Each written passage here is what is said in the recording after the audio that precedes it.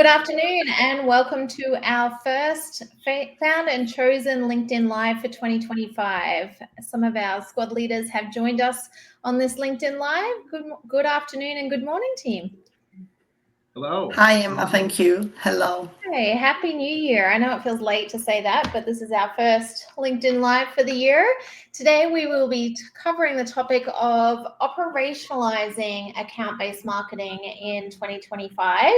But before we get into that juicy conversation, I want to know, what have we gotten to do so far this year, team? Paolo, you want to go first? Yes. Emptying my brain, spending a lot of time with my family in the nature. Long days walking at the beach and the mountains, and a lot of tennis, Australian Open, which is an obsession for our family. So, reading a lot of books about India, which is another obsession of mine right now. A lot of beautiful things that were not related to ABM at all. So there was the plan. Do you feel like you've had a great brain break? Yeah, absolutely. Great. Yeah, I feel like I made space in my brain. To do the things that I want to do this year. I'm really excited, but I needed a long break like this. Yeah, that's great. It'll be interesting to see if you can switch back on today for this conversation. Yeah, of course. I'm in already. Yeah. Oh, you're in. I love that. Bryant, what have you gotten to do for 2025 so far? Well, speaking of breaks, I didn't get the chance to take all that much time off from the daily stuff of being a father and a husband and being a marketer, because everyone else somehow got sick. So I got to be, what did I get to do? I got to be, for the rare time, the one running everything. That's cooking, that's cleaning, that's shopping. Oh, your face says it all, Paula. I got to run the show, but you know what? My wife was proud of me. My kids couldn't believe it, and I myself got a couple of good deposits in the old self-esteem account, being able to go through it. And what that did for me when school started, work started, and everything started back up, was just reassure me that what I do for a living and who I do it with is one of the biggest positive things in my life. That if I'm trying to retreat at home and everything's sick and I want to go back to work, well, that's one thing, but it's coming back to work and feeling good about it. That's what I got to do already in 25. That's awesome. Mm-hmm.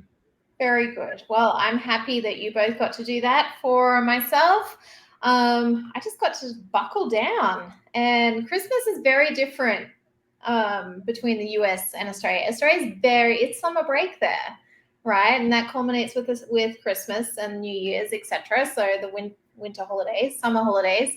So it's very different. Whereas when you're in the US, you're like, what do you mean you don't have Boxing Day as a national public holiday? Everyone goes back to work the day after the 25th. So I just got to buckle down, and I did do a couple of side quests to Las Vegas for 2 weekends apart. And that's just wild. Someone coming from North Queensland and in Australia. And hi, Lindsay. Thanks for joining in. I know you are juggling back-to-back calls today. We were just great timing. What was your straight into it, Lindsay? What was your get to for 2025 so far? Oh, for 2025, I thought you were going to say for today. For 2025, my get to, gosh, I just have appreciated getting to kind of reset a little bit and set great goals for the year. I feel like we are off and running like rockets so far already. So I really appreciated our momentum. Absolutely. I think you're going to kick your goals in the first quarter for the whole year. It feels like it. So well done to you.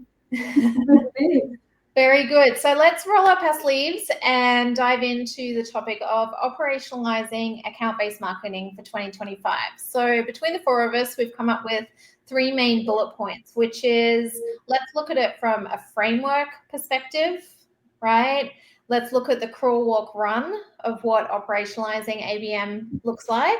And let's look at, any of the sticking points. And you said something brilliant in an earlier call today, Lindsay, which was, I want to look around the bend and get ahead of the issues that we know that clients are going to face. So let's dive in and roll up our sleeves. Let's talk about, if we're looking at operationalizing ABM in 2025, first thing we have to look at is, what's the framework, right? So many companies look at this as just another tactic or campaign, right? Whereas this is an entire go-to-market strategy that is underpinned from the target account list right through to client retention and expansion. Paola, what's your thought on that being the first step of looking at operationalizing ABM from a framework perspective rather than just another tactic? Yes, I think that's half of the battle already. When you have someone on board who really wants to do account-based marketing, but they still in their brain unconsciously need to switch from account-based marketing being just another campaign into being the whole piece that involves the whole organization, at the very least two teams that we know very well, sales and marketing. So I have to say, the first challenge I do face when I start working with clients is taking them on the journey with me and explaining them and convincing them that it's a whole change management piece, it's a whole strategy and program that they need to implement. It's not just about connecting couple of martech tools and make things happen, or plug in something in on a social platform. So that framework, I have to say, could look different depending on a few variables. It depends on the budget the client has, the timing that they have in mind. Although I wouldn't call ABM anything that is less than 6 months, to be conservative, and depends on the size of the organization, how many people are in the sales team, etc. But there are some milestones that, for me, in this framework, they need to be there. And that's the first one is aligning on the objectives. Repeating to ask to sales and marketing, why do we want to do this? Are we ready for it? So the first big tick that needs to be there for me is the ABM readiness, because sometimes they do think they want it and they might have the budget and the resources, but they're not ready for it. And that in the long run is going to be disaster. So we rather fix that at the beginning, making sure together with the ABM readiness, there is the data that needs to be cleaned and in the right place. Some systems need to be already there, and I don't take those for granted. The CRM, do we have enough information about the accounts that we want to go after? Aligning on KPIs, aligning with also, of course, with the sales team, aligning on the type of ABM that we want to do. Is it a one-to-one? Is it a pilot, one-to-few? Are we looking at scaling this in the future? So all of and we haven't even started the ABMC. This is basically me. Oh yeah, are you still there? And this is still me asking a lot of questions. It's a very good point, Paola, that getting the right framework in place and designing the right framework is the first step. And Lindsay, you've done this numerous times now, where we actually kick off with a full workshop process to really pick apart the nuts and bolts of, okay, to move account from non-aware to aware, what do you currently do? What's in place? What assets do you have? What things do you have in place? And what can we design as a crawl, walk, run for that stage of the pipeline? And then the next workshop focuses on aware to engage and what needs to be done and put in place and handed off, etc., at that stage of the prospect journey. It's the third workshop is the sales enablement workshop. So let's lean in with the sales team and go, okay, let's look at what you actually do at the engage to opportunity to close one stages to really pull apart and enable them so that it's a true partnership from the beginning. And then you've got retention and expansion, right? Let's look at the client list and see what's in place there. So you're exactly right, Paola, it's getting everyone on the same page is the very first step. to operationalizing ABM in 2025. Lindsay, you've done many of those workshops now. What are your thoughts?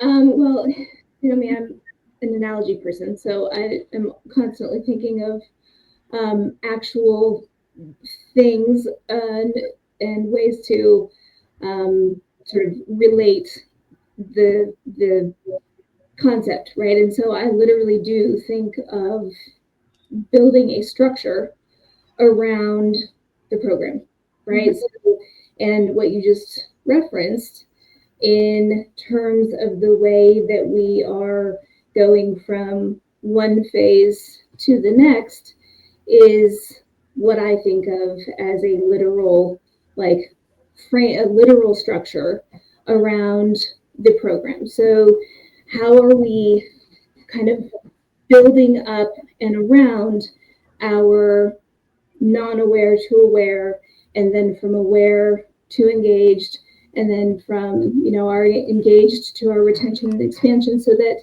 we are understanding all of the nuances that are happening from the top to the bottom, and kind of getting the getting an understanding and studying from each of these phases. So I kind of like from room to room almost. And I like the room to room. Paola, do you like that, please? What?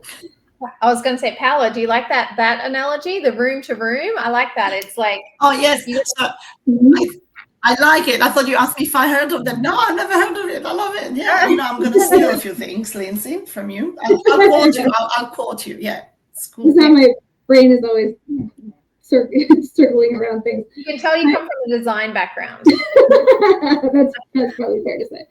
But yeah, this is how we are, and actually, Emma, you came up with something once too that I use often as well. This is like how we're putting our accounts in their own little compartments and kind of following them around. So where I may say like room to room, I've also said putting our accounts in these little sort of bubbles and following them along and influencing them so that we can get them at the right time, at the right stage. Exactly. And so that's, to me, always visualizing what the literal framework is around this program and how we're influencing at all times, and watching as we flow from stage to stage, and how the content itself is changing and influencing, like you said,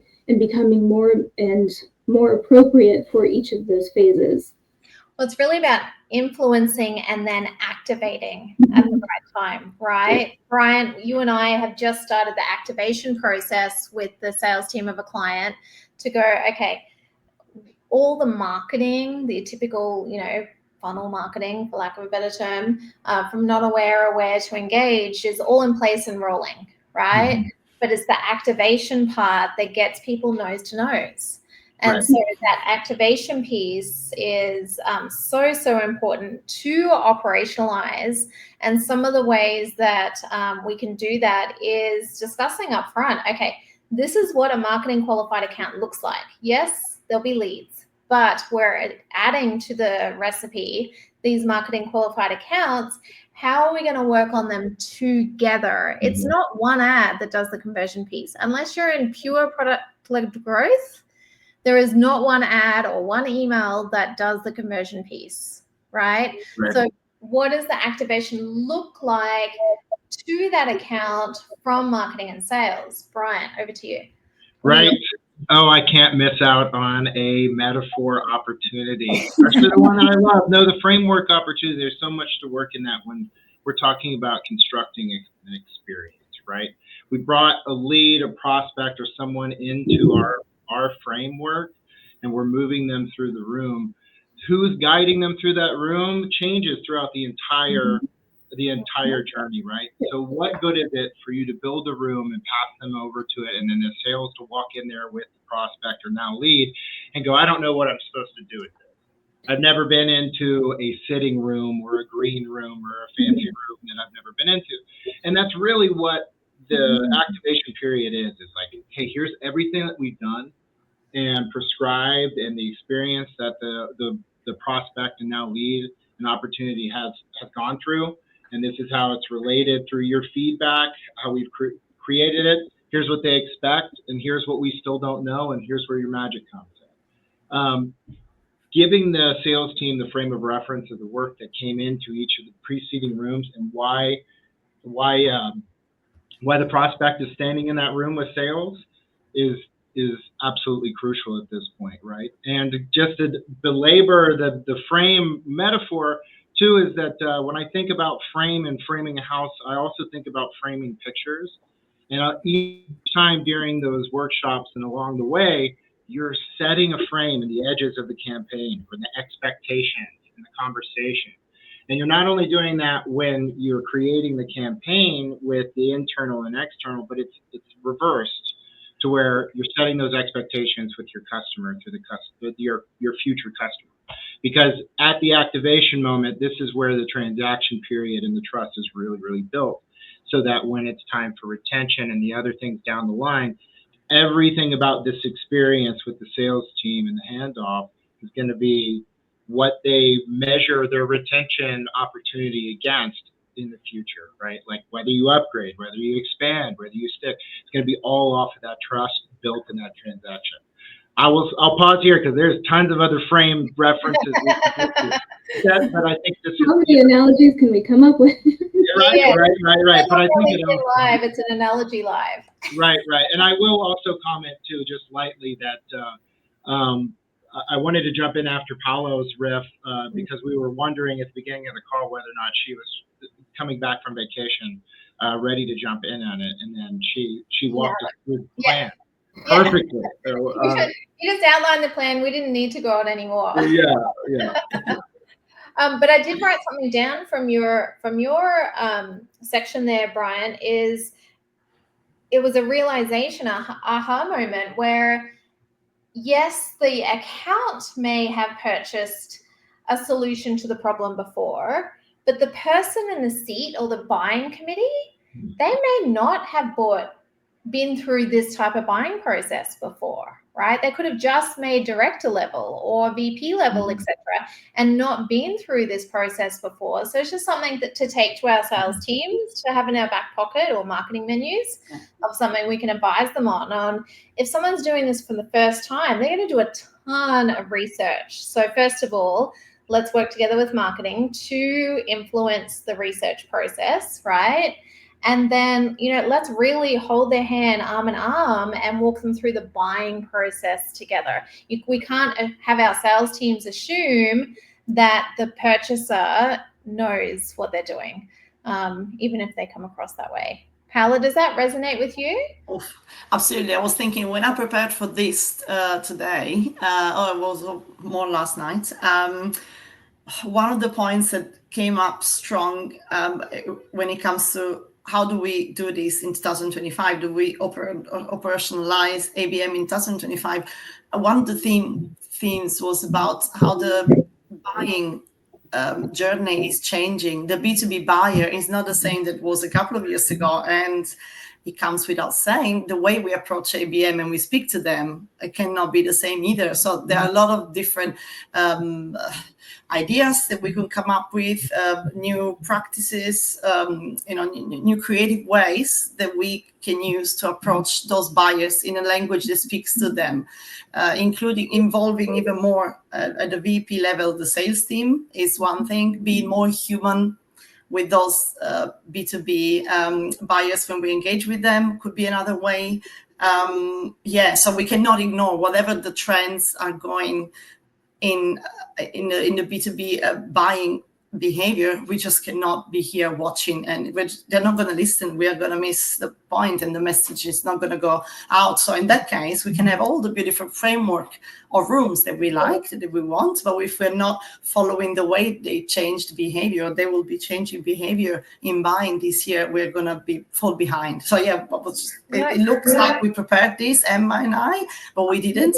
Totally on the same page. You mentioned a great word was the humanization, and we're seeing great results from nose-to-nose events, in-person events, less webinars, etc. Tactile marketing, so actually physically sending something and following up, like doing in-office pitches instead of remote pitches, etc., which is all great. But for any company over, say, the $5 million ARR milestone, right, all of the humanization piece still needs to be operationalized, right? Otherwise, it gets wily fast. Like, it's already wily, but not focusing on the operational side and running humanized tactics, once you scale, that's going to be super tricky, right? Yeah, that's exactly it. Sorry to interrupt, but I thought scalability, especially at that ARR and that size, is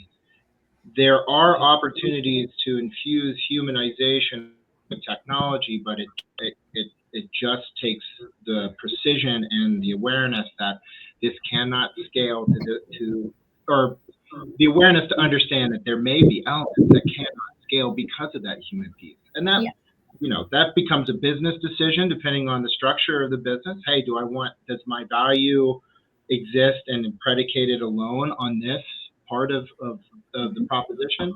Or does it mean, okay, where can I make those concessions in the performance of the company? But I just that popped into my head too. And we've seen both sides of it, right? We've seen humanization, personalization at scale be successful for the companies that have been to the promised land. Whereas, those smaller groups, we've also seen smaller groups stumble because they've ignored the necessity of scalability. Yeah. It's that transition from founder-led growth to a scalable B2B play, and that requires a framework, and operationalizing ABM in 2025. That was a nice little round out. That is everything to cover for today. So thank you so much for joining our LinkedIn Live team. We have so much on our plate right now. But I did just want to remind you all, Paola, you and I haven't talked about this yet, that we've got a bit of a challenge. I saw an ad last week or the week before, which was so cool. And it was a TV ad, right? So we're trying to be creative here and think about how we can apply it to our clients' campaigns, if it makes sense, where it was advertising a TV show and it actually had a call to action. The call to action was, talk to your Siri right now. I'm going to say the S word because otherwise my phone and my laptop will go off. Hey, SIRI, set a reminder for this show, right? It's just a way to get into people's calendars. So I'm thinking about testing it for our next LinkedIn Live. I'm thinking about, we've identified a couple of clients across our portfolio to go, you know what, for their events, I think this could be or for their webinars, this could be a good CTA, and just test and measure and see how many people end up connecting with that. So I just want to put it out there. LinkedIn, you just got that creative idea shared with you, but we do have a challenge in amongst our squads to go, who's going to use this idea the best? And now I know who hasn't switched off at all during the holidays. No. Never stopping, Emma. My brain wouldn't know what to do. Sleep. Oh, no, I sleep really well. No, sleep. I have a superpower in sleep, so that's fine. Wonderful. Well, it's great to see you all. Paola, I can't wait to catch up once you're back from holidays. Enjoy the shit out of your weekend. Thank you. It's going to be beautiful for you. And Bryant and Lindsay, we're still at the grindstone, so let's keep grinding. Working hard. Awesome. Bye, everyone. Thank you. Bye.